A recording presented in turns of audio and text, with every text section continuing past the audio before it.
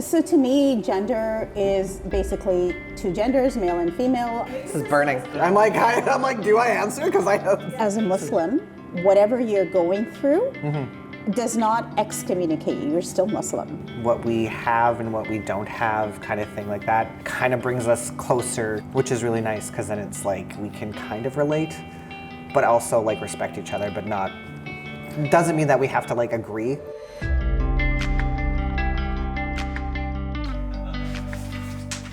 I feel like gender is not just male and female. I feel like gender is however deep inside you feel. And I think that's the main point, is that gender isn't just the binary. It's more than that. When I was in my 30s, that's when I kind of started to figure out who I was. I was dating someone who was non-binary and I didn't know what that was. So dating that person, I was able to kind of like figure out that gender isn't just male and females. My name is Kai Solomon. I am a trans, non-binary person. I use they, them pronouns. I'm 38 years old and I started my transition when I was 31. And I feel like this is a very important topic, and I feel like I have to advocate for trans people because of the world that we live in. And people right now are very emboldened to tear down the trans community with what's happening. And in my own experience, like I've experienced a lot of transphobia and bullying over the last year, so I feel like my voice needs to be heard. You know, life experience is very interesting because it comes in little steps and it grows to what it is and you never realize it. But I think the one defining moment in my life was actually 9/11, because that is when I full circled back to how important my faith was for me. I grew up in a household where, you know, all the rituals were important. You pray and you fast and you give charity. But I never dug deep enough to why I was doing what I was doing. And that kind of brought me to the point where if people are going to ask me about my faith, I need to know about it. My name is Tasneem. To my friends, when I grew up, I was known as Tasu, but Tasneem works. You have always felt that I come from a place of privilege because I speak the language, I have an education, and I do have time. I read, so I'm, you know, current on current affairs. And then I like to lend a voice to people who don't have a voice. I feel that's the least I can do.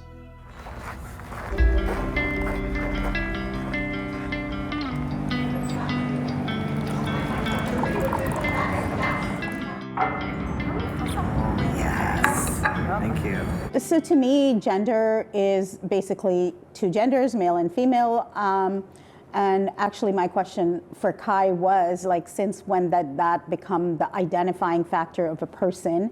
Normally it's your faith or your culture, your country, universal moral values. This was never the identifying factor. It was just, you know, gender of people of the opposite gender had sex, and that led to like an action, but now it's become your identity. And I just don't understand why that happened or how that happened. Like, why is that so defining? I don't think that gender is like an entire identity. I think like there are different intersections of people. Like for me, gender is just one portion of me, and I don't feel like I do differ with you. Like I don't feel like there's male and female. Like I know there's that spectrum where it's like you have that line, right, where there's male and then there's female and then everyone fits into that. I think it's more of like this like blurred rainbow or like black and white, however you see things. But I feel like everybody can like just fit in different parts of just life itself. I don't think gender is necessarily just my identity. Like I feel like I'm a person that loves music, like there's more to me than just my gender. But I feel like because of the world and how everything is right now, gender becomes like the pinpoint of me. So I don't feel like that is my like just who I am, but I feel like it's kind of in the forefront. So what I'm understanding from what you're saying is there's a gray area and there are nuances to your personality. Mm-hmm. What comes across to me as a person of faith is the most nuanced or the most important is the gender, where before that was not. Like for me, faith is, because that guides everything that I do in life. Yeah. Right? And to somebody from the outside looking, not having experienced, right? And you're pretty much the first person that I'm having this conversation with very candidly. When did that become the primary identifier? I understand the nuances. Yeah. And having said that, when this became the primary identifier or a very important part, I feel then it became where, there were, that something was important, like rules were important, right? Yeah. But now what has happened is, and there's obviously exceptions, there's gray areas, we all know that. But now what's happened is my reality, what I feel, you have to accept it. And if you don't, you are rigid or you are old fashioned. And one thing has led to another, and not generational gap, but more like it's become more divisive than it should be. And I don't know if it's because of the way it's portrayed or the way somebody understands it. I don't know if there's a better way. I can only speak for myself. So like I'll just like take it from my own point of view, and I feel too. like For myself, of I'm course. not going to be like every trans person is like this, because I can't. But I feel like for me, like the turning point was I never felt comfortable with who I am. I never felt like who I was me. So like growing up as a girl and like going through like puberty and stuff like that, it always felt uncomfortable, but it was a different kind of uncomfortable. Like there was a bunch of like shame that came with like menstruation and stuff. And I had in my head that this would end, that there would be some time where this wouldn't happen, and it wouldn't be when I was like 80 or whenever. And when I met my ex, who's non-binary, that's when like that kind of stuff kind of came to light, where I was like, oh, there's more than just male and female. And before that, I felt like I was very sheltered. I didn't know about trans people. The only person that I knew was like Chaz Bono, and that was like, everyone was like, oh my God, I can't believe Chaz Bono, like this is crazy. So when I found out that there's more than just male and female, and I don't have to identify as that, I kind of started exploring that, and went to like clinic and all that other stuff, and I figured that stuff out. But as soon as I started my transition, I was able to fully become me. So the confident person you see right now, like the one that can have this whole conversation, is not who I was before. I was very meek, I was very quiet, and I feel like that becoming who I was brought out a different side of me, like the actual authentic me. So like I said before, like the world and all that other stuff, I feel like I have to justify my existence with every breath I take, because we're under fire everywhere, and it's just hard to be me. Like I've dealt with a whole bunch of like transphobia in the past year, and it's just been absolutely awful. I'm so sorry for that. It sucks, and I really... No, I understand, because being hijabi, I wear my label. Yeah. So I know where you're coming from. But two things that you said kind of clicked in my mind. You said that you didn't feel who you were, and the confident person that I see is because of this. But why is this the only path, or this the only way that you explored? There were other things, like for example, I didn't used to wear the hijab. I started wearing the hijab after 9/11 because I wanted people to come and ask me about I was not very vocal about being Muslim. People thought I was in Chicago. People thought I was Spanish. I spoke a couple words, si, hola, hable, Dora, right? And so they thought I was Spanish, and I let them think it. But after 9/11, I was like, no, and I wore the hijab essentially for my identity, kind of the same thing. So I chose faith. Like, why is this something that everybody's choosing as their decisive point, as opposed to something else, like their culture or their food, or, there's so many other things. And then you talked about how you have to justify yourself every day as with the choice that you made. But you also had to, when you were, before your transition, you also had to justify yourself. So how is that different? Like, you did not go from one place to a better place because you're still justifying, you're still trying to prove you. So how does that make sense to you? Yeah. Wow, those are deep. Love it. No, this is great. I'm into this. From what I got from what, like you said, like I don't feel like being trans is like, it's not a choice that I made, it's just who I am. It's hard to kind of explain, but like, yeah, like it's not something that I chose to be. I don't choose to like deal with the like violence and just the slews of transphobia right? that I get. And I feel like that's where we're kind of similar, where you like, we both have experienced that, and I think that's some kind of common ground where it's like, I'm not choosing, like, you didn't choose your faith. That's just who you are. I didn't choose to be trans. This is just who I am. Yeah, I hope that answered your question. Like that's yeah, I mean, I feel you traded one set of identity crises to another. But you're still looking, and then why did you choose this? Like, this is what I'm trying to understand is why this, like, lately for the past 10 years, this has become the crux of everybody's identity. I know. And like, to me, something that is a very intimate, private moment between two people who are connected is now public. Yeah. And why? I don't know why it's so much in the news right now. I think it's society, and I don't know why like this has come up more. Maybe it's because there's more visibility out there. I feel like that's probably why, to be perfectly honest, is because there's more people out in like the media who are trans, so people are actually finding themselves being like, oh, this is something that I can do, is I can be who I'm meant to be. Because I feel like they might be lost like I was. Like, it took me until I was 31. So, and then I was like, oh crap, like this is something I can do. Whereas like I work with kids in high school who are like trans, and I'm like, you are brave. And they don't understand the impact they have in the world today with the way we vote and the way we do things. Like they have a voice that I feel like I didn't have when I was that young. Okay, so I appreciate that you were 31 when you went through this journey. Mm-hmm. You're an adult. Yes. We have 14-year-olds who can't even vote. Yes. They can't drink, yet they can decide this something that is so important that will stick with them for the rest of your life. Your vote is just replenished every 4 years, essentially, right? But yet you have to wait till you're 18. Mm-hmm. Like,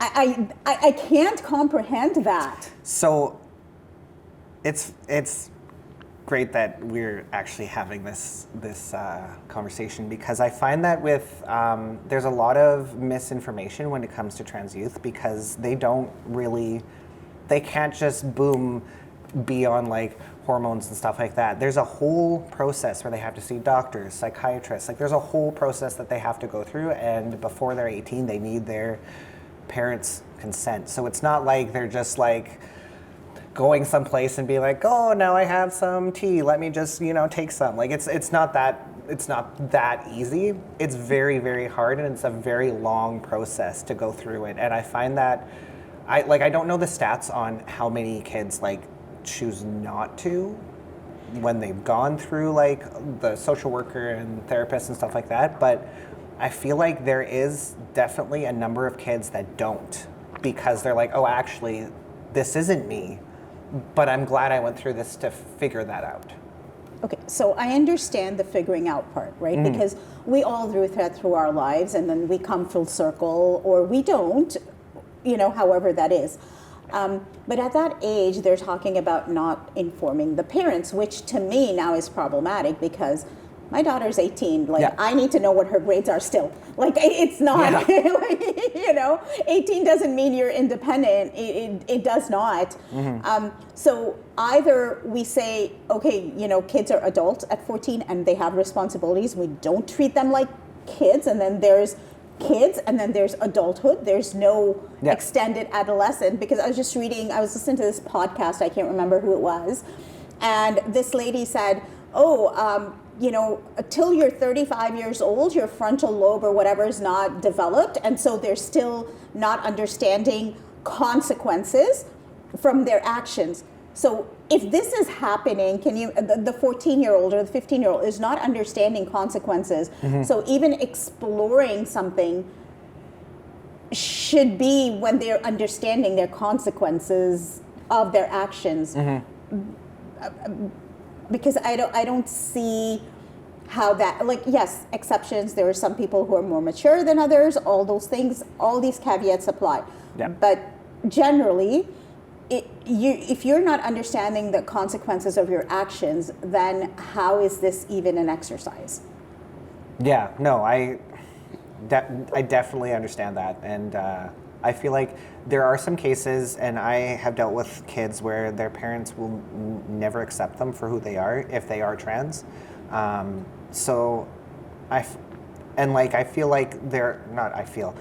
know that there are some kids that if they come out as trans to their parents will kick them out.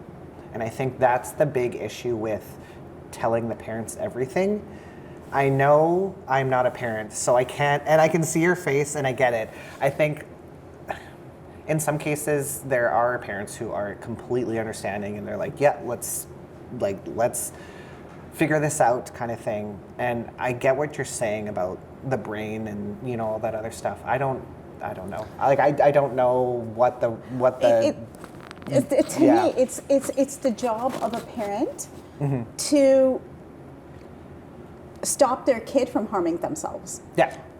And again, I'm not saying this is harm or not. I don't know yet. Yeah. But if my kid is running towards the fire, like the classic example that my parents used to give me, if everybody jumps off the bridge, will you jump off the bridge too? Yeah. But like if my job as a parent is to prevent that, to stop that, and then give them all the tools necessary to then make an informed decision or whatever. So if the parents are not involved, how is this going to happen?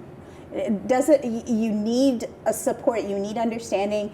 You don't understand yet. Like, just when you're a teenager, I dealt with 3 teenagers, they're still finding their identity, they're still understanding themselves. They still don't know where they fit in the world or what their personality is going to be like. So why is this that choice of exploration? Can I ask you a question? Sure. So what would you do if one of your kids came to you and said, I'm trans?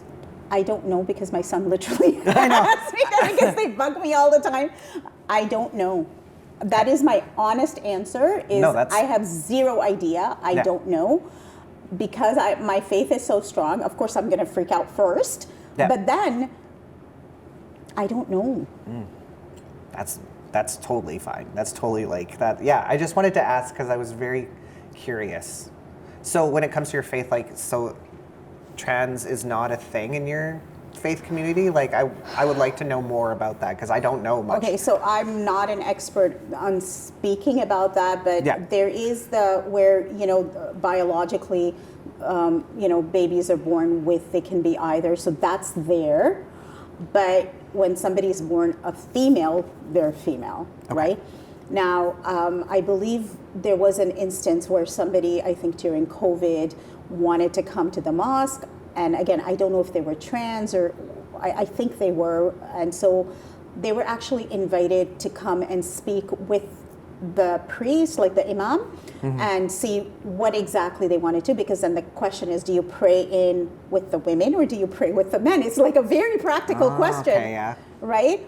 And so the dialogue, the invitation for the dialogue was there, never came in, but there's always dialogue, right? There's never, oh my God, no, you're banned or whatever. It's never that. Yeah. It's always dialogue. And I think to your previous question, if my kids came to me, it would be like, we would see, but of course I would, naturally freak out first. But so to answer your question, I don't know for sure what the thing is, but if you really want an answer, I will ask and email you. No, that's great. Because I don't want to say something that's not. What I like is that you said that there's always discussion, and that's what, as a trans person, that's all we want, is some kind of discussion where it's like, okay, well, if I don't fit into like me, like let's say like if I was born female, would the females be comfortable with me praying with them, or would it be more comfortable with me praying with the males? Is that then like having the conversation and being like, what can we do to make this better for everyone is all I want. Right. And one thing is like, as a Muslim, whatever you're going through does not excommunicate you. You're still Muslim. Yeah. Okay. Right? So that dialogue, that door is always open to come to the mosque and talk to the imam and, you know, see what they say. And we like, so that's there. Yeah. So that faith is very important. So that's why I love my faith, is because it's accepting and it's forgiving. Yeah. But it also just is like, this is how it is. It There's rules. Yeah, it can be very like rigid.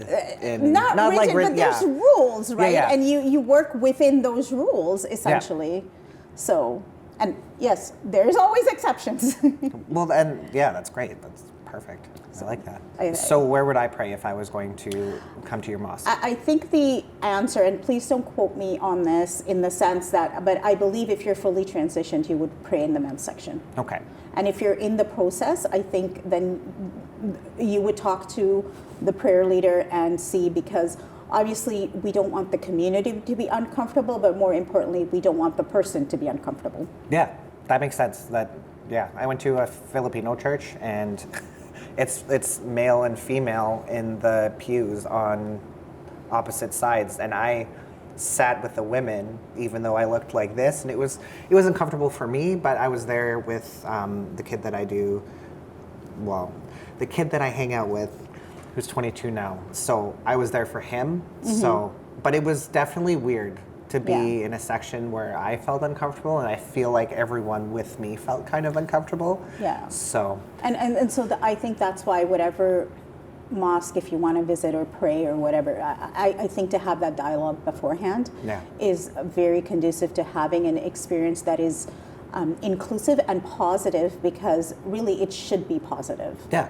Thank you so much for like making this easy to ask questions, because I always like don't want to offend you, but I want these questions asked and answered. I'm very non-offendable. So no, yeah, this is nothing compared to what I've dealt with. Like, I do feel like marriage is important. I don't feel like it's life-ending. Like, I don't feel like you have to get married to be with someone. I think it's like a mutual thing. I don't know, like, maybe it's because like I'm not really into the Christian faith. I don't know, like it's just something that I don't have yes or no feelings about that, but at the same time, like when I was with my ex, like he was very much like, we're never gonna get married. I'm like, okay, cool, like that's awesome. Like I don't need that, because I don't need that to be with somebody. So I don't know, how do you feel about marriage? So in Islam, marriage is a contract between two people. When you are in that binding contract, then that person is the most intimate with you, right? You can get out of the contract if you wanted. It would break up the family, which is not the purpose, because family is very important. Yeah. And you do everything to save the family. Of course, abuse is different, but completely different, right? But and marriage, really, in my culture too, is not just the man and the woman, it's families. So the families are involved. Like, you know, so if something happens, you have somebody to help arbitrate or to mediate. Yeah. And of course, it's a contract, but it can also, you know, people can fall out of love, or they can disagree, or however that happens, and you end the contract. And then that person is no longer your most intimate person. Yes, marriage is you love somebody, you have companionship, all of that, but it's also to start a family, essentially. So yes, if there's a male and a female and you get married, you have children. Okay, so yeah. Interesting. So if my brother and his husband were Muslim, okay, and if they had, because they have a kid that they actually adopted, Okay. would that be okay or no? So first of all, if they were Muslim, they would not be married. Oh, okay. They can Okay. do that. They can whatever, but they can adopt a kid. That's fine. Like everything else, but they would not be called married. I don't feel like gender and marriage have anything to do with each other, but I come from a community of like women get married to women, men get married to men, trans people get married to whoever they want, regardless. I don't know. So it's not. I don't feel like gender has anything to do with it. But that's just me. They might be your special person. Yeah. But then marriage, people get married to, yes, you have that special person, you have their best friend, you're intimate with them, but you also have a family with them. There's a purpose to the. I have a good question for you. Yeah. Okay, if you were a trans man, could you marry like a woman, like a cis woman, so someone who isn't trans, like a woman who's not trans? Would that be something that? So I'm not saying that you're an expert. I know. And you so know then this, basically but you're fully transitioned, Yeah. and then you marry a woman. Yeah. I'm assuming yes, as long Okay. as the woman knows, Oh yeah. and then they're agreed, and then I'm assuming yes, but then again, I don't aren't the know. expert, so I'm not the expert, so I. Yeah, but I want to know. Essentially, for all purposes, you're a man, and that she's a woman. So. Yeah, I just like I want to know like your perspective too, like not just your faith, but like how would you feel? Like would that be something that'd be like, okay, cool. If like, let's say I, male, wanted to marry a woman in your faith and you didn't know that I was trans. Or wait, no, you did know that I was trans. And again, I think, me personally, if Yeah. you're fully transitioned, so now you're a man. Yeah. Then it's a man and a woman. Okay. That would be but again, I don't know what the legalities or the nuances is, Yeah. and so in Islam, it's very interesting. Everything has a purpose, kind of. So, for example, when you travel, you shorten your prayer, and Okay. the reason is traveling. So I don't know with marriage what the reasoning and the nuances of it. So on the surface, it's like man, woman, fine. Yeah. So I don't know what to say. No, that's good. I just want to know what you Like think. in my head, on the You're like, surface, it's okay. like, yeah, but there's always, like there's, so you would have to ask an expert in Islamic law Yeah. to interpret and see if that's a thing. Because I think my identity is central to my faith and everything is kind of around that. I would say maybe not change, but more like that's what you want to do, okay, that's fine. I may not accept that, but then it's not my life. Yeah. It's your life. So. No, yeah, I feel the exact same way. Like, Right? Like, I'm not no one to tell you this is how you need to live your life and you're doing da-da-da-da-da, but no. Yeah. It's your life. You do what you need to do to be happy or to be fulfilled, to have an identity. This is my point of view. And that's about it. And we're still respectful. I can still work with you. I can still be a friend, however that needs to happen. Yeah, no, I completely agree. And I feel like for me, like when you were talking about like just be happy and blah, blah, blah, like I feel like society, like the way that it has been is just like I kind of like went on this wheel of this is how I'm supposed to be. And then when I got off that wheel, then I was able to kind of be like, now I'm happy. Right. Now I'm happy with who I am. But I feel like, yeah, and when you ask me questions, and I hope you feel the same way, like Yes. I feel like you're asking them genuinely, like you're not asking to attack me, which that's something that I will always answer questions if someone asks genuinely, and I really appreciate that of you because that's all you do. Is like everything you've said is just like, I just want to know, and I'm like, cool, let's do this. So yeah, but because I want to, because I have a point of view, you have a point of view. If I don't know or understand where you're coming from, how am I able to respect that? Yeah. Right. So you might not change my point of view. I might not change yours, but at least we now understand, and like we can at least relate to how I feel harassed and you feel harassed, right? Like I would have never thought of that. Yeah. So I think being both in like marginalized groups, like there's some things that we can definitely agree on. Identify with 100% the experiences. Yeah. So yeah. And I feel like just being able to share in our, like, I guess, circles of privilege, what we have and what we don't have, kind of thing like that, kind of brings us closer, which is really nice, because then it's like we can kind of relate, but also like respect each other, but not, doesn't mean that we have to like agree. Yeah, we don't, but we just respect. So I have a question for you though. Oh Lord, okay. Away from I'm just the kidding, topic. it's fine, it's No. fine. I'm in, let's go. Away from the topic, and this question was like, so you know when you talked about like being a woman and you transition, so you're now the top of the totem pole, you're a white man, privilege-wise. Yeah, a little bit, yeah. So, a little bit. So my question being, how like does, so for example, you're in a space people won't know, right? Yeah. People don't know unless you tell them. Mm-hmm. So now being top of the totem pole from having experienced semi-bottom of the totem pole because, right? What is, like, I always wanted to know. You're like, what is it like? Like to be a white man. Sorry, no offense to anybody. I feel like that's a great question. Like I have not been asked that ever, and I appreciate that. I don't quite get it, because there's like the way that men kind of bro talk sometimes, where they talk about their cars and stuff. I'm always like panicking on the inside, because I'm like, I don't know how to respond to this. So for me, it's a learning thing, and I feel like when I don't respond the way people should expect me to respond, I'm like, oh, they can see right through me, I'm trans. They know I'm trans. Like, so I feel like that's the big thing, but I do know that I have a lot more privilege now that I did that I did before, but at the same time, like I try and keep like my transness in my mind when I'm in crowds, so I can be like, I get that I can pass as just a white man, but also, like, there are some things that I don't have access to that other people have access to, so, yeah.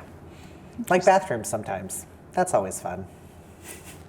Because, you know, sometimes the men's bathroom only has one stall and 2 urinals, and the stall's full. What do I do? So I went to architecture school in Detroit in the 90s. And there were bathrooms on the top floor and the bottom floor. There was no women's bathroom. There were men's bathrooms. And they had like 500 million stalls, like urinals, and like 3 stalls. Yeah. And they had converted, when women started going to architecture school, they converted like a powder room, and it had 1 stall. So essentially, if my studio's downstairs and I'm working there, I would just be like, we would just go to the men's room, and the men learned to yell and say, is there anybody in there, before they came to use the urinal? Yeah. So you train people. That's what you happens. Can train people. Yeah. It's fine. But that's what we did. We're like, we're not going upstairs to a little stall and waiting in a line. Like, you guys can be inconvenienced for a bit. Right? But I bet you the bathrooms are always gross. Yeah, they're stunk. Our conversation, we didn't have to like agree with each other. This is just a conversation, and I feel good coming out of it. Like, I don't feel any anger towards you. Like, no, I like get you. mad at you in like, the parking lot and we could hang slash your out. tires. It's not happening. We could hang out. We could. Totally.